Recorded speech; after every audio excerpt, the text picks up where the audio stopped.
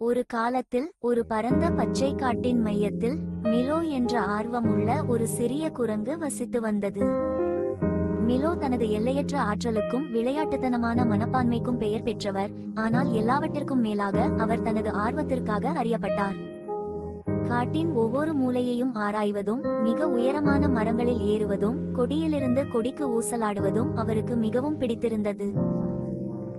வெயில் மிக்க ஒரு நாள் காலை மிலோ ஒரு இனிப்பான மாம்பழத்தை சாப்பிட்டுக் கொண்டிருந்தபோது ஒரு புதருக்கு பின்னால் ஒரு சலசலக்கும் சத்தம் கேட்டது. அவன் கண்கள் உற்சாகத்தாலும் சாகசத்தாலும் விரிந்தன.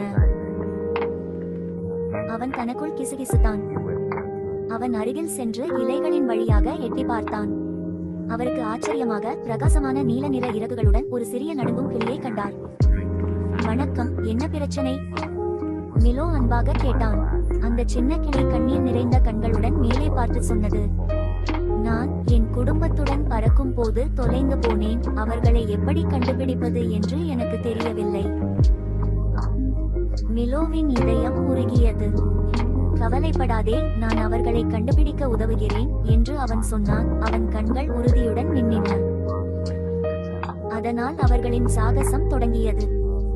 அவர்கள் ஒன்றாக காட்டில் பயணித்து தாங்கள் சந்திக்கும் ஒவ்வொரு விலங்குகளிடமும் நீலக்கிளிகளின் கூட்டத்தை பார்த்தீர்களா என்று கேட்டார்கள். நீர்வீழ்ச்சியின் அருகே நீல நிற இறகுகளை பார்த்ததை நினைவில் வைத்திருந்த ஞானமுள்ள வயதான யானையிடம் அவர்கள் கேட்டார்கள். பெரிய ஆலமரத்தடியில் மகிழ்ச்சியான கீச்சொலியை கேட்ட விளையாட்டுத்தனமான நீர்நாய்களிடம் அவை கேட்டன. மலையின் மேல் பறக்கும் வண்ணமயமான பறவைகளை பற்றி ஏதோ முணுமுணுத்த தூக்கத்தில் இருந்த சோம்பலை கூட அவர்கள் கேட்டார்கள்.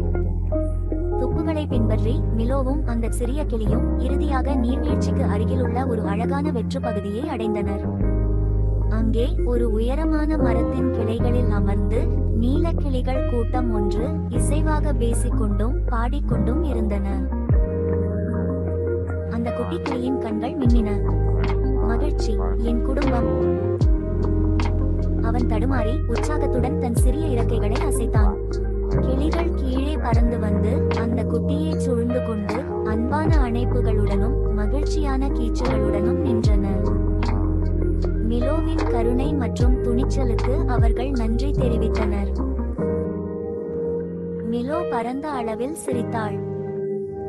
எந்த நேரத்திலும் நண்பர்கள் அதற்காகத்தான்.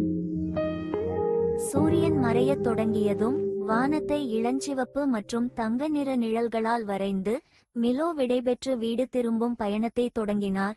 அவரது இதயம் மகிழ்ச்சியால் நிறைந்திருந்தது. அவரது உள்ளம் அடுத்த சாகசத்திற்கு தயாராக இருந்தது. அன்று முதல் மிலோவும் அந்த சிறிய கிளியும் சிறந்த நண்பர்களாக இருந்தனர்.